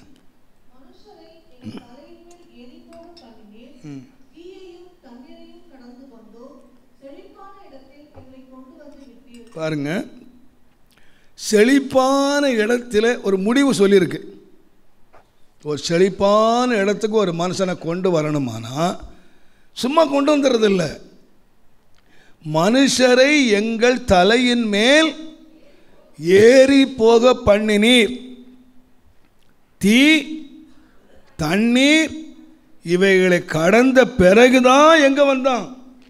ஆமாம், ஆண்டவரே எனக்கு செழிப்பான இடத்தை தாரும், என் வாழ்க்கையில் செழிப்பை தாரும், நாங்கள் செழிப்பான இடத்தை அனுபவிக்கணும் அப்படின்னு நீங்கள் ஜெபம் பண்ணால் அப்படியே செழிப்பான இடத்தை தூக்கிட்டு வந்து அப்படியே கழுகு போல தூக்கி கொண்டு அப்படியே கொண்டு விட்டுற மாட்டார். எப்படி வந்தாங்கன்னா, மனுஷரை எங்கள் தலையின் மேல் நடக்க பண்ணினீர், தீயை கடந்தோம் தண்ணீரை கடந்தோம். அப்போ நீங்கள் ஒவ்வொன்றும் யோசித்து பாருங்கள். ஆண்டவர் ஒரு மனுஷனை கொண்டு வருகிறார் என்று சொன்னால் பாதை லேசான பாதை இல்லை. இன்றைக்கி நாம் என்ன நினைக்கிறது கேட்டிங்கன்னா, ஆண்டவரே உடனே என்னை தூக்கி அப்படியே செழிப்பான இடத்துக்கு கொண்டு வந்து அப்படியே விட்டுரும், ஃப்ளைட்டில் கொண்டு ஏற்றிக்கொண்டு நினைக்கணும். இங்கேருந்து மெட்ராஸில் ஃப்ளைட் ஏறினா அமெரிக்காவில் கொண்டு இறங்குற மாதிரி இல்லை. இல்லை, ஆண்டவர் ஃப்ளைட்டில் கொண்டு போக மாட்டார். ஆண்டவர் எப்படி கொண்டு போவார்னா, பாலும் தேனும் ஓடுற தேசத்துக்கு கொண்டு போகிறதுக்கு ஃப்ளைட்டில் கொண்டு போகல. 40 வருஷம் அந்த பெரிய வனாந்திர வழியாக தான் நடக்க பண்ணார். போங்க, ஆண்டவர் ஒரு செழிப்பான இடத்துல கொண்டு வருவதற்கு முன்பதாக 3 விதமான பாதை நடத்துகிறார். மனுஷரை நம்முடைய தலையின் மேல் நடக்க பண்ணுகிறார், தீயை கடக்க பண்ணுகிறார், லேசான பாதையாது தண்ணீரை கடக்க பண்ணுகிறார். நீ நிறைய காரியங்களை நான் எல்லாம் சொல்ல நேரம் இல்லை. சங்கீதக்காரன் இன்னொரு அனுபவத்தை சொல்லுவார். 84ஆம் சங்கீதம் 6ஆம் வசனத்தை நீங்கள் பாருங்கள். அழுகையின் பள்ளத்தாக்கை ஒருவன் நடந்து, அப்போ நீரூற்றுக்குள்ளே நாம் பிரவேசிக்கணும். நம்ம வாழ்க்கை நீரூற்றை புசிக்கணுமானா, குடிக்கணுமானா எந்த பாதையை கடக்கணும்? அழுகையின் பள்ளத்தாக்கை ஒருவன் நடக்காம நீரூற்றை சுதந்திரிக்க போறதில்லை. நீரூற்றை சுதந்திரிக்கணுமா, கர்த்தர் ஒரு பாதையை நடத்துகிறார். அப்போ தேவன் ஒவ்வொரு மனிதனை என்னென்ன இடத்துக்கு கொண்டு போக வேண்டுமோ அதுபோல நடத்துகிறார். ஒரு பாலும் தேனும் ஓடுற தேசத்துக்கு கொண்டு போகிற ஒரு வனாந்தர பாதையை நடத்துகிறார். ஒரு செழிப்புள்ள இடத்துக்கு போகணுமானா மனிதரை தலையின் மேல் நடக்க பண்ணி தீயையும் தண்ணீரையும் கடக்க பண்ணி அதுக்கப்புறம் ஒரு செழிப்பான இடத்துக்கு கொண்டு வருகிறார். ஒரு அழுகையின் பள்ளத்தாக்கை ஒருவன் நடக்கிற ஒருத்தன் தான் நீரூற்றை சுதந்திரிக்கிறான். அப்போ இதெல்லாம் தேவன் என்ன செய்கிறார்னா, ஒருவனை உடைத்து ஒருவனை நொறுக்கி அவனை பயன்படுத்துகிறார், மேலே கொண்டு போகிறார். நான் அடிக்கடி சொல்லுவேன், ஒரு பரிசுத்த விதமாக எழுதினார், உலகம் என்ன செய்யும்னு கேட்டிங்கன்னா நம்மை பயன்படுத்தி உடைக்கும். நல்லா பயன்படுத்திட்டு பொங்கலுக்கு இப்போ நம்ம பொங்கல் பானை நல்லா கலராக பானையை நல்லா துட்டு கொடுத்து வாங்குவாங்க. நல்லா இப்போ சக்கரை பொங்கல் செய்துட்டு நல்லா பொங்கல் செய்துட்டு பானையை உடைச்சிருவான். பயன்படுத்திட்டு உடைச்சி போட்டுருவான். அப்புறம் அவனுக்கு தேவையே இல்லை. சிலர் சொல்லுவாங்க பாருங்கள், கருவேப்பிலை மாதிரி என்னை பயன்படுத்திட்டு தூக்கி வெளியே போட்டாங்க. இது உலகம். உன்னை கருவேப்பிலையாக பயன்படுத்தும், உன்னை கறி இல்லாத வேப்பிலையாக பயன்படுத்தும், தூக்கி போட்டுரும். இது உலகம், பயன்படுத்திட்டு உடைக்கும். ஆனால் தேவன் என்ன செய்வார்னா, பயன்படுத்துறதுக்கு முன்னால் உடைப்பார். அவனை என்னவா பயன்படுத்தணும்னு நினைக்கிறாரோ அதுக்கேற்ற விதமாக அவரை உடைத்து வணைகிறார். ஆனால் நான் பாடுறோமே, ஜீவன் உள்ள தேவனுடைய ஆவியே வாரும், என்னை நொறுக்கும், என்னை உருக்கும், என்னை உருவாக்கி என்ன செய்யும், நிரப்பும். அப்போ நிரப்பணும்னா முதல்ல என்ன செய்யணும், நம்ம அதுக்கு தான் வர்றதில்லை. நம்ம உடனே அப்படி வந்து அப்படி முழங்கால் போட்ட உடனே அப்படியே நிரம்பி வழிஞ்சிடணும். அப்படியே நிரம்பி வழிஞ்சு போகும்போது எப்படி காலி பாத்திரமாக குழந்தா போகும்போது அப்படியே இந்த ரூத்து எடுத்துகிட்டு போன மாதிரி மடி நிறைய வாலிட்டு போனால், அப்பா ரொம்ப நல்ல ஆண்டவர். வரும்போது நான் காலியாக தான் வந்தேன் இந்த வயலுக்கு. பார்த்தீங்களா, ஆண்டவர் ஆசீர்வதிக்க மடி நிறைய வச்சுருக்கேன். பார்த்தீங்களா, ஆண்டவர் பயன்படுத்துகிற எல்லா பாத்திரத்தையும் எடுத்து பாருங்கள். முதலாவது நொறுக்கினார், ஒட்டைச்சார். அதுக்கப்புறம் நீங்கள் தேவனால் பயன்படுத்தப்பட்ட எந்த பாத்திரத்தை எடுத்து பாருங்கள், எந்த பாத்திரம் எடுத்து பாருங்கள். நான் அடிக்கடி சொல்லுவேன், தேவனுடைய நாமத்துக்கு மகிமை உண்டாவதாக. 12 அப்போஸ்தலர்கள் இருந்தாங்க. நல்லா கவனிச்சுங்க, 12 அப்போஸ்தலர் இருந்தாங்க. அதில் ஒருத்தன் ஆண்டவரை காட்டி கொடுத்து அவன் தன் இடத்துக்கு போயிட்டான். இப்போது அந்த இடம் காலி, சீட்டு காலி. இப்போ என்ன அந்த சீட்டுக்கு ஒரு ஆளை ரிசர்வ் கொண்டு வரணும். 11 பேர் யோசித்தாங்க, நம்ம சீட்டு ஒன்று காலி ஆகிடுச்சு.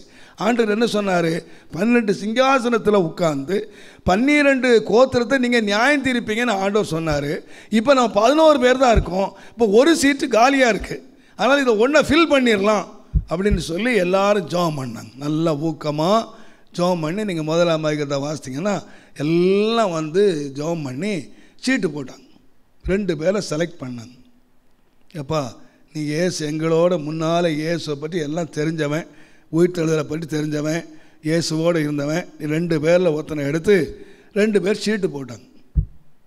சீட்டு போட்டு என்ன பண்ணாங்கன்னா, ஒரு ஆளை தெரிஞ்சிட்டாங்க. சீட்டு மத்தியா பேரில் விழுந்துச்சு.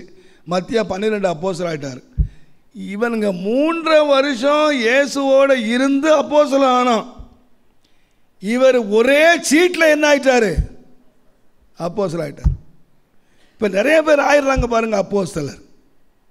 ஒருத்தர் என்கிட்ட சொன்னார், பாஸ்டர் அவர் ரெவரண்ட் டாக்டர்னே போட்டிருக்காரு.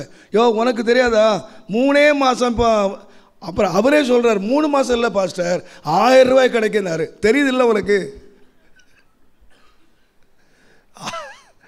1000 ரூபாய்க்கு வாங்குகிற அப்போஸ்தலர் எப்படி இருப்பான், 1000 ரூபாய்க்கு வாங்குகிற பாஸ்டர் எப்படி இருப்பான், பாஸ்டராக உண்மையாக ஆடு மேய்ச்சி கஷ்டப்பட்டு பாடுபட்டு வந்தோம் எப்படி இருப்பான். அதே மாதிரி தான் 12 அப்போஸ்தலரில் ஒருத்தன் என்ன பண்ணான், மத்தியா என்ன பண்ணான்னா சீட்டு போட்டு அப்போஸ்தலர் ஆக்கிட்டாங்க. நீங்கள் வாசித்து பாருங்கள், அந்த மத்தியா 1ஆம் அதிகாரத்தில் அவனை தெரிஞ்செடுத்து அப்போஸ்தலர் ஆக்குனாங்களே, அதுக்கப்புறம் பேரே கிடையாது. அவரை செலக்ட் பண்ணதோடு சரி. ஆனால் 9ஆம் அதிகாரம் வந்தீங்கன்னா ஆண்டவர் சொல்கிற, நான் தெரிந்து கொண்ட ஒரு பாத்திரம் அப்படின்னு யாரை தெரிஞ்செடுத்தார்னா பவுலை தெரிஞ்செடுத்தார். இது ஆண்டவருடைய செலெக்ஷன், இது அப்போஸ்தலர் செலெக்ஷன். அப்போஸ்தலர் ஜெபம் பண்ணி தான் எடுத்தாங்க. 9ஆம் அதிகாரத்தில் நீங்கள் வந்தீங்கன்னா நான் தெரிந்து கொண்ட பாத்திரம் அப்படின்னு எடுத்தார். இந்த தெரிந்து கொண்ட பாத்திரத்தை பற்றி ஆண்டவர் சொல்லும்போது ஒரு வார்த்தை, தேவனுடைய நாமத்துக்கு மகிமை உண்டாவதாக. 9ஆம் அதிகாரம் 15ஆம் 16ஆம் வசனத்தை பாருங்கள்.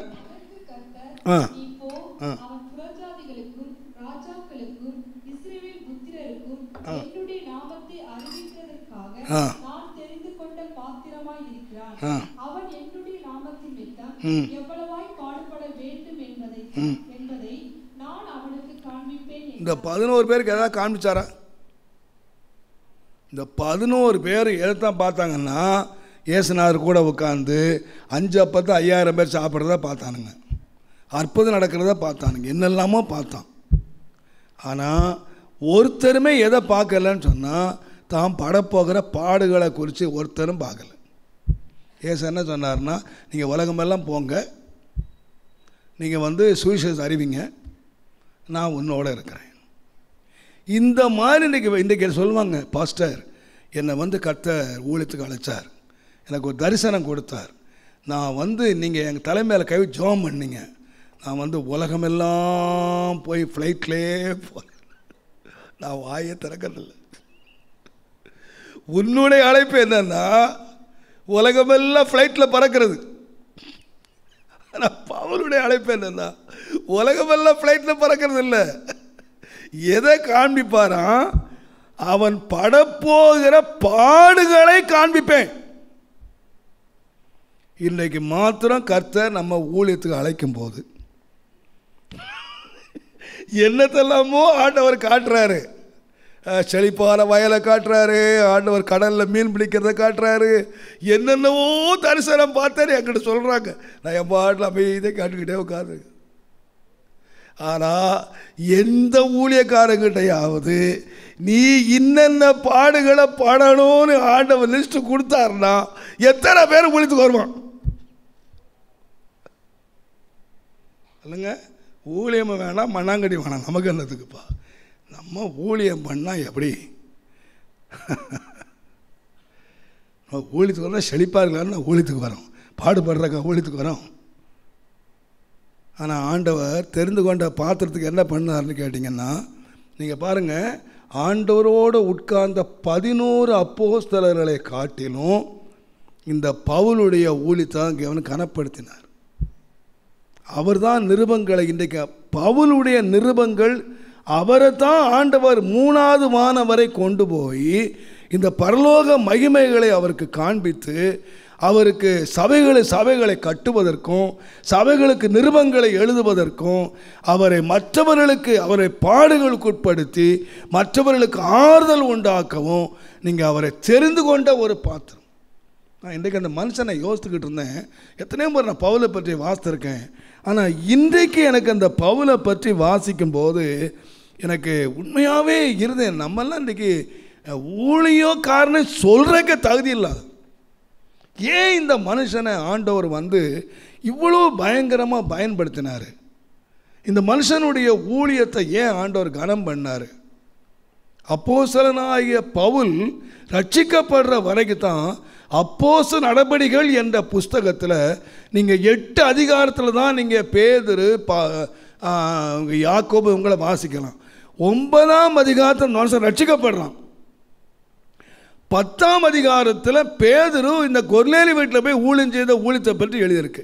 நீங்கள் அதுக்கப்புறம் நீங்கள் வாசித்தீங்கன்னா ஏறக்குறைய முழுவதும் ஆக்குபேட் பண்ணது யாருன்னு கேட்டிங்கன்னா 13ஆம் அதிகாரத்தில் பவுலையும் பர்னபாவையும் நான் அழைத்த ஊழியத்துக்கு பிரித்து விடுங்கள் அப்படின்னு ஆண்டவர் சொன்ன அப்புறம் இந்த அப்போஸ்தல நடபடிகள் முழுவதும் 11 பேரை பற்றி அல்ல, இந்த ஒரே ஒரு மனுஷனை சுற்றியே இந்த வேதம் எழுதப்பட்டிருக்கு. ஆனால் அதுக்கு அந்த மனுஷன் கொடுத்த விலை என்ன தெரியுமா? சும்மா கொடுத்தரல. ஆண்டவர் சும்மா அப்போஸ்தல நடபடின்னு எழுதி ஒரு மனுஷன் நீங்கள் வாசித்தீங்கன்னா எனக்கு உண்மையாக இன்றைக்கு அதை ரொம்ப அப்படியே என்னுடைய உள்ளம் உடைஞ்சு, ஆண்டவரே இந்த மனுஷனை ஏன் ஆண்டவர் அவருடைய நீங்கள் அடிக்கடி வாசித்திருப்பீங்க. 2 கொரிந்தியர் 11ஆம் அதிகாரம் 23ஆம் வசனத்திலேருந்து நீங்கள் நிறையா வாசித்திருப்பீங்க. பொதுவாக நாம் என்ன வாசித்துறோம்னு கேட்டிங்கன்னா 2 கொரிந்தியர் 11ஆம் அதிகாரத்தில் தான் பட்ட பாடுகள் இந்த ரோமர் 8ஆம் அதிகாரத்திலும் இந்த 2 கொரிந்தியர் 11ஆம் அதிகாரம் கொஞ்சம் விளக்கமாக எழுதுகிறார். நான் அதை வாசிக்கிறேன் பாருங்கள்.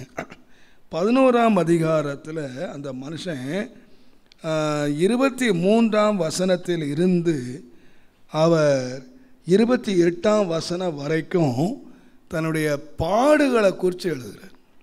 நீங்கள் வேகம் வாசிக்க, நீங்கள் அந்த பாடுகள் எந்தெந்த பாதையில் போனார் அப்படிங்கிறத நீங்கள் வாசித்தீங்கன்னா, நான் எனக்கு தெரிஞ்ச அளவில் 22 பாடுகளை இந்த மனுஷன் சகித்தான். 22 விதமான பாடுகள் யாரும் அனுபவிக்கலை.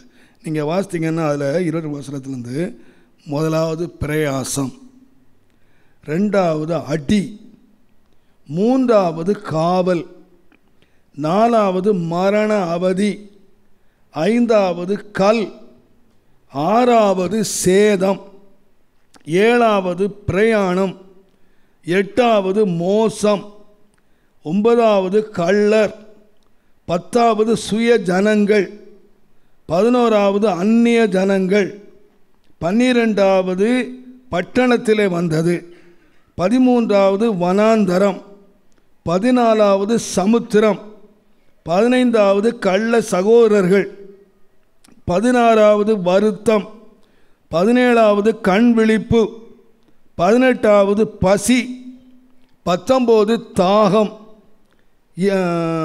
20 உபவாசம், 21 குளிர், 22 நிர்வாணம், 23 சபைகளை பற்றிய கவலை.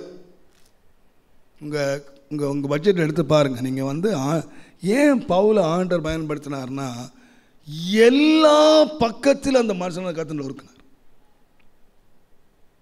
அதனால தான் அந்த மனுஷன் யாராக மாறினான்னு கேட்டிங்கன்னா, ஒரு சுகந்த வாசனையான, அவரே எழுதினார், கிறிஸ்து தன்னை சுகந்த வாசனை பலியாக ஒப்பு கொடுத்து அன்பு கூர்ந்தது போல நீங்களும் உங்கள் சுகந்த வாசனையாக ஒப்பு கொடுங்க அப்படின்னு சொல்ல முடிஞ்சு. அப்படின்னு கேட்டிங்கன்னா, அவர் பட்ட பாடுகள் தனித்தனி நீங்கள் மொத்தமாக வாசித்தராதுங்க.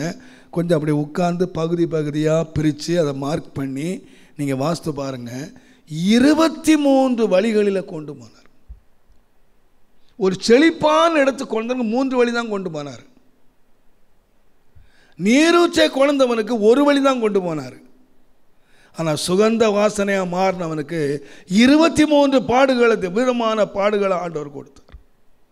அத்தனையில் அந்த மனுஷன் யாராக வந்தான்னு கேட்டிங்கன்னா, ஜெயங்கொள்ளுகிறவனாய் வந்தான்.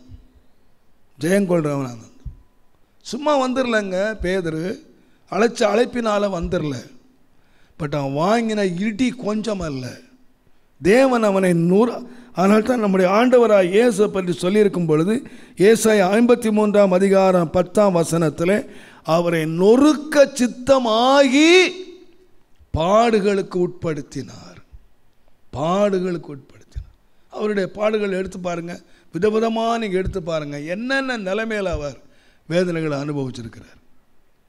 அப்போ இயேசுவை என்ன செய்தார்னா, நொறுக்கினார் என்று சொல்ல, நொறுக்கினார். இன்றைக்கி நான் ஒரு முக்கியமான காரியத்தை உங்களுக்கு நானும் நீங்களும் கற்றுக்கொள்ள வேண்டும். ஆண்டவரே, நான் ஒரு மெல்லிய மாவாக நான் மாறணும். நான் சும்மா மாறிட முடியாது சுவாமி. என்னை நொறுக்கிற கோப்பு கொடுக்குறேன். என்னுடைய கலரையே மாற்றுறதுக்கு என்னோடு ஒட்டி இருக்கிற அந்த தவிடுகள் பாருங்கள். நம்ம பக்கத்தில் இருக்கிற பதரை பிரிச்சது ரொம்ப ஈஸி. சிலதெல்லாம் நம்மோட ஒட்டி இருக்கு. ஆதியாகமத்தின் புஸ்தகம் 3ஆம் அதிகாரம் 14ஆம் வசனம் பாருங்க.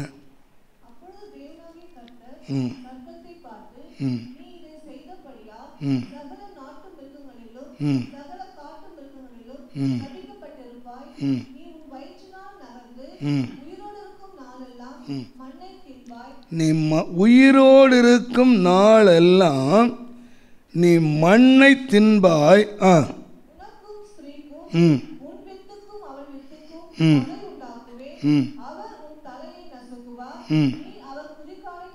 வேதம் சொல்லுது, நீ உயிரோடு இருக்கும் நாளெல்லாம் என்ன தின்பாய்ன்னு சொன்னா மண்ணை தின்பாய். மண்ணை தின்பாய். அதை ஒரு பரிசுத்தவான் ஒரு புஸ்தகம் எழுதியிருக்கிறாரு. அது என்ன மண்ணை தின்னுவான்னு சொன்னீங்கன்னா, இந்த பூமியில் மண்ணை தின்ன மாட்டானா. என்ன தின்பான்னு சொன்னீங்கன்னா, மனுஷன் எப்படி இருந்தான் அப்படின்னு கேட்டிங்கன்னா, தேவ சாயலாக இருந்தான். தேவ சாயலான ஒரு மனுஷனை பழத்தை கொடுத்து யார் ஆக்கிட்டான்? மண் ஆக்கிட்டான்.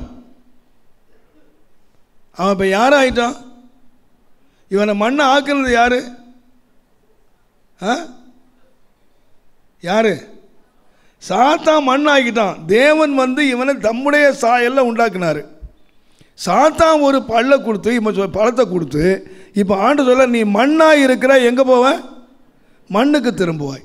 சரி, இப்போ இந்த மண்ணுக்குள்ளே நீ மண்ணாய் இருக்கிறாய், மண்ணுக்கு திரும்புவாய் அப்படின்னு சொன்னால், ஏன்னா இவன் யாரா மாறணும் அப்படின்னு சொன்னால் தேவ சாயல்ல மாறணும் அப்படின்னா எது நீக்கப்படணும்? இந்த மண்ணு நீக்கப்பட்டதான் இவன் யாரை மாற முடியும்? தேவ சாயலாக மாற முடியும். தேவ சாயல் மண்ணாயிடுச்சு. மண் இனி என்ன மாறணும்? தேவ சாயலாக மாறணும். அப்போ அந்த மண்ணை என்ன செய்யணும் சொல்லுங்க? மண்ணை யாரா திங்கணும்? இல்லை, யார் திங்கணும்? நீயே தின்னுவ. அப்போ நம்ம உடம்புல இருக்கிற மண்ணெல்லாம் தின்ற வேலை யார் வேலை? இந்த மண்ணுக்குரிய சுபாவத்தெல்லாம் திங்கிறதுக்கு அவனை வச்சிருக்கார். சோதனைக்காரன் எதுக்கு வச்சிருக்காரான்னு சொன்னால், இந்த மண்ணுக்குரிய அத்தனை சுபாவங்கள், இந்த தவிடெல்லாம் நீக்கிறது யாரு? நம்ம அண்ணாச்சு தான். அவனால் தானே தவிடு ஆச்சு. தவிடை நீயே தின்னு, நீயே தின்னு. நீ தின்னா என்ன ஆயிரும்? தவிட்டை தின்னுட்டா உள்ள என்ன இருக்குது? வெண்மையான பவுடர் இருக்குது. அப்போ சாத்தானை எதுக்கு ஆண்டவர் வச்சிருக்கிறாருன்னு கேட்டிங்கன்னா, ஒன்றை தின்றதுக்கு தான். நம்மள இருக்கிற இந்த மண்ணெல்லாம் தின்னுக்கிறதுக்கு, இந்த மாமிச சுபாவங்களை எல்லாம் தின்றதுக்கு அவனை வச்சிருக்காரு. நான் நினைக்கிறேன், நம்முடைய வாழ்க்கை நீங்கள் யோசித்து பாருங்கள். நம்முடைய வாழ்க்கை ஆண்டவர் நொறுக்கிறதுக்கு நம்ம ஒப்பு கொடுத்துருக்கோமா? நாம் ஒரு மணியாக இருக்கிற நம்மோடு ஒட்டி பிறந்த சுபாவங்கள், இன்றைக்கி நிறைய பேருடைய சுபாவங்கள் மாறவே இல்லைங்க. எத்திலையுமே மாறல, அப்படியே இருக்கிற. ரட்சிக்கப்பட்டேன்னு சொல்கிறான், அபிஷேகம் பெற்றேன்னு சொல்கிறான். ஏதாயிலும் எந்த விதத்திலே ஆயிலும் அவங்க மாறி இருக்காங்களா என்று கேட்டால் இல்லவே இல்லை. அதுக்காக தான் ஆண்டு என்ன செய்றாருன்னா, இடி மேலே இடி, அடி மேலே அடி. அவருக்கு என்ன வேணும்னு கேட்டிங்கன்னா, உள்ளே இருக்கிற அந்த வெண்மை தான் வேணும். அந்த உள்ளே இருக்கிறதான் தேவ சமூகத்துக்கு வர முடியும். அதுதான் சுகந்த வாசனையாக வர முடியும். கோதுமை மணியானை கொண்டு வரவே முடியாது, ஆண்டவர் ஏற்றுக்கொள்ளவே மாட்டார். அந்த மேல் பகுதியெல்லாம் நீக்கப்படணும்.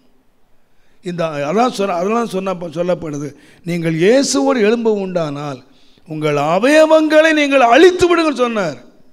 வெளியே காணப்படுகிற இந்த மாம்ச சுபாவங்களை அழித்து விடுங்கள், எல்லாம் அழியணும். இது அழியாமல் உள்ளது வெளியே வர முடியாது. உள்ளே இருக்கிற தெய்வீக சுபாவம், வெளியே இருக்கிறது மண்ணுக்குரிய சுபாவம். இந்த மண்ணானது அழியாமல் இந்த மேலானது வரவே முடியாது. இன்றைக்கி நம்ம ஆண்டவருக்கு ஒப்பு கொடுக்கணும். ஆண்டவரே, என்னுடைய கைகளை ஒப்பு கொடுக்குறேன், என்னுடைய வாயை ஒப்பு கொடுக்குறேன், என்னுடைய கண்களை நான் ஒப்பு கொடுக்குறேன், என்னுடைய முழு சரீரத்தையும் நான் ஒப்பு கொடுக்குறேன். சுவாமி, என்னை முற்றிலுமாக நீர் என்ன செய்யணும்னா, நீர் ஒப்பு கொடுக்குற என்னை ஏற்றுக்கொள்ளும். தேவனுடைய நாமத்துக்கு மகிமை கனமும் உண்டாவதாக. ஒருவர் இன்றைக்கு நான் செய்தியை ஒன்றை கேட்டேன். அதில் ஒருத்தர் வந்து கேட்குறாரு, இந்தியாவில் 3% தான் கிறிஸ்தவங்க இருக்கிறாங்க, ஏன் இந்த கிறிஸ்தவங்க இன்னும் இந்த 3% மாறலை? அதுக்கு அவர் பதில் சொல்கிறாரு, நாங்கள் என்ன நினச்சிட்டோம் அப்படின்னு கேட்டிங்கன்னா, சதவிகிதமாக மாறணும்னா தரித்திரருக்கு சுவிசேஷம் அறிவிக்கப்பட்டது அப்படின்னு நாங்கள் எங்கே தேடி போனோம்னா, சேரிகளை தேடி போனோம், படிக்காத மக்களை தேடி போனோம், மிஞ்சி போனால் மலைகளை தேடி போனோம். மலைகளிலே போய் படிக்காத மலைவாழ் மக்களுக்கு சுவிசேஷம் அறிவித்தோம், தரித்திரருக்கு அறிவித்தோம், படிக்காத மக்களை அறிவித்தோம். நாங்கள் யாரை விட்டுட்டோம் அப்படின்னு சொன்னால், நாங்கள் எங்கே தவறு பண்ணிட்டோம் அப்படின்னு சொன்னால், அண்டை வீட்டுக்காரன் தவறை பண்ணிட்டோம். அண்டை வீட்டுக்காரனுக்கு நாங்கள் சத்தியம் சொல்லலை, நாங்கள் இருந்த தெருவுக்கு சுவிசேஷம் சொல்லலை, நாங்கள் இருந்த பட்டணத்துக்கு சொல்லலை, மலைகளுக்கு சொன்னோம், சேரிகளுக்கு சொன்னோம், ஜனங்களுக்கு நாங்கள் படிக்காத மக்களுக்கு சொன்னோம். ஆனால் அண்டை வீட்டு மக்களுக்கு நாங்கள் சொல்லலை. எங்கள் சாட்சியை நாங்கள் வச்சிருக்கல, எங்கள் வாழ்க்கையை நாங்கள் காட்டலை. இவங்களை விட்டுட்டு எங்கேயோ நாங்கள் போயிட்டோம், அங்கே தான் நாங்கள் தவறு பண்ணிட்டோம். நாங்கள் அங்கெல்லாம் ஊரெல்லாம் சுற்றிட்டு ஊழியம் செய்துட்டு எங்கே நாங்கள் சாட்சியாக வச்சுருக்கலாம்? அண்டை வீட்டில் சாட்சியாக இல்லை. நாங்கள் அண்டை வீட்டுக்கான ரட்சிதமாக நாங்கள் அவங்ககிட்ட சுவிசேஷம் சொல்ல தைரியம் இருக்கா எங்களுக்கு? ஆண்டவரை பற்றி சொல்ல தைரியம் இருக்கா எங்களுக்கு? பக்கத்தில் கூட வேலை செய்கிறான் அவனுக்கு சொல்ல முடியுமா? பக்கத்து வீட்டுக்காரனுங்க நாங்கள் இயேசுவை பற்றி சொல்ல முடியுமா? அவன் எனக்கு நாளெல்லாம் எங்கள் சண்டை சத்தத்தை கேட்டுக்கிட்டு இருக்கான். நாளெல்லாம் எங்கள் வீட்டிலேருந்து வர்ற அநியாய சத்தத்தை கேட்டுக்கிட்டு இருக்கான். சண்டையும் கூக்குரலையும் வாயையும் பார்த்துக்கிட்டு இருக்கான். எப்படி ரட்சிக்கப்படுவான்? ஆனால் நாங்கள் என்ன தேர்த்திக்கிட்டு இருக்கோம்னா, மலையில் போய் சுவிசேஷம் சொன்னோம், அந்த கிராமத்தை ஆதாயம் பண்ணினோம், இந்த கிராமத்தை ஆதாயம் பண்ணினோம், அதுதான் நாங்கள் சொல்லிக்கிட்டு இருக்கோம். எங்கள் ஸ்டேட்மெண்ட் அதுதான். ஆனால் நாங்கள் இங்கே எங்கள் ஊழியத்தில் நாங்கள் எங்கள் பக்கத்து வீட்டில் வேலை சொன்னால் அவன் எங்களை கேள்வி கேட்பான். தெருவில் உள்ளவன் கேள்வி கேட்பான், பட்டணத்தில் உள்ளவன் கேள்வி கேட்பான், நீ எப்படி வாழ்ந்தேன்னு கேட்பான். அவங்கள்ட்ட நான் வாழ்க்கை முறையை காட்ட வேண்டியது இருக்கும். நாங்கள் ஆண்டவருடைய வார்த்தையை சுமந்துட்டு போனோம், பட் நாங்கள் வாழ்க்கையை காட்டலை. அதனால் எங்கள் பக்கத்து வீட்டுக்காரன் ரட்சிக்கப்படலை. அதனால தான் இன்னும் சதவிகிதம் 3% இருக்குது. இது ஏறாத காரணம் என்னன்னு கேட்டிங்கன்னா, நாங்கள் சுவிசேஷனை என்னமோ நாங்கள் நினச்சிக்கிட்டோம், அங்கே தான் நாங்கள் தவறு பண்ணிட்டோம். எனக்கு அது இடி விழுந்த மாதிரி இருந்துச்சு. அதனால தான் ஏன் சொன்னார், நீ உலகமெல்லாம் ஆதாயம் பண்ணிட்டப்பா, எங்கே விட்டுட்ட? ஊரெல்லாம் நீ ஆதாயம் பண்ணிட்டப்பா, பட் உன்னுடைய ஆத்மா என்னாச்சு? உன் வீடு என்னாச்சு? உன் தெருவு என்னாச்சு? அவங்க லைஃப்பை பார்த்தாங்களா? பக்கத்து வீட்டுக்காரங்க உன்னை சாட்சி என்ன சொல்லுவாங்க? இந்த ரூத்தை பற்றி சொல்லும்போது, நீ குணசாலி என்பது யார் அறிவாங்கன்னா ஊரார் அறிவாங்க. இன்றைக்கி உங்களை பற்றி ஊராரை கேட்டு பாருங்கள். நீங்கள் ஆண்டவர்கிட்ட சாட்சிக்கிற 2வது இருக்கட்டும், உங்கள் பக்கத்து வீட்டுக்காரங்க உங்களை பற்றி என்ன சாட்சி சொல்லுவாங்க? ஐயோ அந்த சண்டைக்காரியாப்பா, அந்த வாயாடியா, ஆண்டவனே என்று சொல்லுவாங்களா? அவங்க போகிற கோயிலுக்கு போகலாங்க. அவங்க என்ன மாதிரி மாறிட்டாங்கன்னு. ஒரு காலத்தில் பயங்கர சண்டைக்காரிகளாக இருந்தாங்க. இன்றைக்கி என்ன அந்த வீட்டில் என்ன சமாதானங்க, என்ன அன்புங்க, சத்த மூச்சு கேட்கலங்க வெளியே. வேதம் சொல்லுது இல்லையா, என் ஜனம் சமாதான தாபரங்களிலும் நிலையான வாசஸ்தலங்களிலும் அமைதியாய் தங்கும் இடங்களிலும். இன்றைக்கு ஒரு விசுவாசி ஒரு வருஷத்துக்கு 10 வீடு மாற்றிக்கிட்டு இருக்கான். ஒரு வீட்டில் குடியிருக்க முடியாது. அவங்க இருக்கக்கூட மாட்டேன்றாங்கங்க. நீ இருக்கிற முறையாக இருந்தால் ஏன் அவனு இருக்கக்கூட மாட்டேன்றாங்க? நானும் வாடகை வீட்டில் இருந்தவன் தான். நான் எந்த வீட்டிலலாம் இருந்தேனோ அவங்கெல்லாம் எஜமான்கள்லாம் என்ன போகாதன்னு சொன்னான். காலி பண்ணாத பாஸ்டர், இங்கே இரு பாஸ்டர், நீ இருக்கிறதே எனக்கு ஆசீர்வாதம். நம்ம இருக்கிற முறையாக இருக்கணும். நம்ம வாயை வைக்க வேண்டிய முறையாக வச்சுக்கிட்டு நம்முடைய வாழ்க்கையை வச்சுக்கிட்டு இருந்தால் அவங்களுக்கு ஆசீர்வாதமாக நாம் இருப்போம். நான் சொல்லுவேன், நம்ம எங்கே விட்ட கோட்டை எங்கே விட்டோம்? கர்த்தருடைய பிள்ளைங்க நாம் நினச்சிக்கிட்டு இருக்கோம், நாம் வெளியெல்லாம் வாசனை வீசிக்கிட்டு இருக்கோம். ஆனால் இங்கே ஆவியாக நம்ம சந்திக்கணும். நம்மை ஒவ்வொருவரையும் ஆண்டவர் நொறுக்கணும். ஆண்டவரே என்னை ஆசீர்வதிங்கிற காட்டிலும், என்னை பயன்படுத்துங்கிறத காட்டிலும், நான் தேவ சமூகத்தில் ஒரு சுகந்த வாசனையான ஒரு பலியாக நான் மாறணும்னா, சுவாமி என்னை நொறுக்குங்கப்பா, என்னை உடைங்கப்பா, என்னை சுக்கு நூறாக உடையும் ஆண்டவரே. பீஸாக இல்லை, மெல்லிய மாவாக நான் சலிக்கப்படுற வரைக்கும் இடித்தலுக்கு மேலே இடி, அடித்ததுக்கு மேலே அடி, சரிபடுத்த வேண்டிய முறையாக சரிபடுத்தி என்னை சீர்படுத்தும் ஆண்டவரே. என்னை மெல்லிய மாவாக்கும் ஆண்டவரே. நீ கேட்டு பாருங்க. நான் இன்றைக்கி 3 காரியம் பேச நினச்சேன். ஆனால் இன்றைக்கு என்னுடைய உள்ளத்தில் கர்த்தர் நம்மை நொறுக்கிறதுக்கு நம்ம ஒப்பு கொடுப்போம். ஆண்டவரே என்னுடைய எல்லாவற்றையும் அழித்து என்னை எப்படியெல்லாம் நொறுக்கணுமோ என்னை நொறுக்கும். எல்லாரும் கண்களை மூடும். ஜீவனுள்ள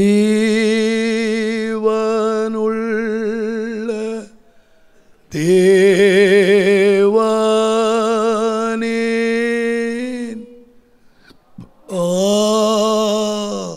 ஆவியே வாரும்.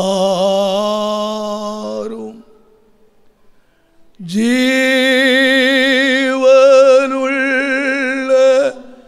தேவனே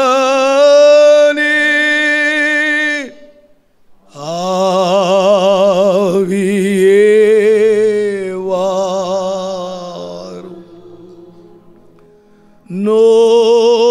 நோருக்கோ ஓருக்கோ ஓரு வாய்க்கே நேரப்போ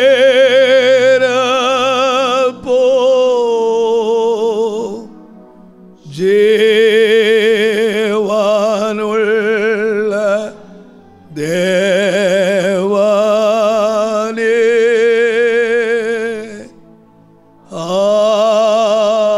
ஆவியே வாரும்.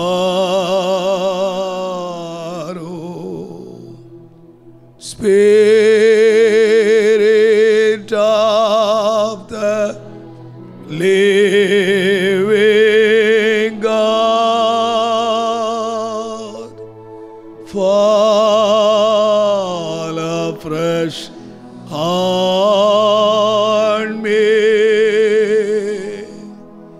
Spirit of the living God, fall afresh on me. Break me, melt me, mold me and fill me. Spirit of the living God, fall afresh on